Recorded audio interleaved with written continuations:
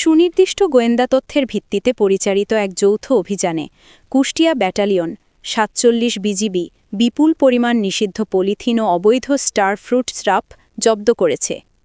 কুষ্টিয়া দৌলতপুর থেকে আব্দুল আলিম সাচ্চুর প্রতিবেদনে দেখুন বিস্তারিত।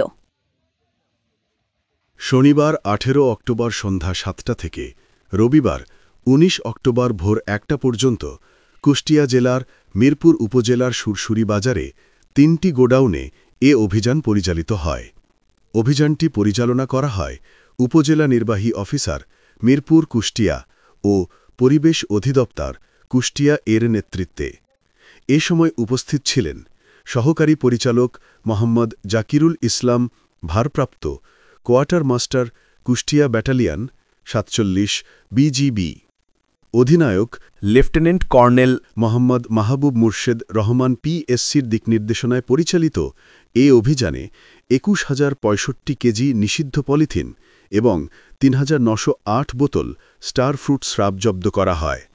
জব্দকৃত মালামালের আনুমানিক বাজার মূল্য প্রায় ১,২০,৯৫,৭০০ টাকা।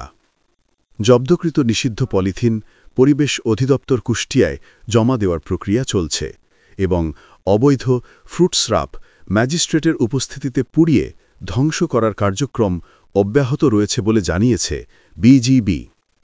কুষ্টিয়া ব্যাটালিয়ন ৪৭ বিজিবি জানিয়েছে, সীমান্ত নিরাপত্তা রক্ষা ও মাদকসহ সকল প্রকার অবৈধ কার্যক্রম প্রতিরোধে তারা কঠোর অবস্থানে রয়েছে। পাশাপাশি জনগণের সেবায় সর্বদা নিয়োজিত থেকে ভবিষ্যতেও এ ধরনের অভিযান অব্যাহত থাকবে বলে জানানো হয়।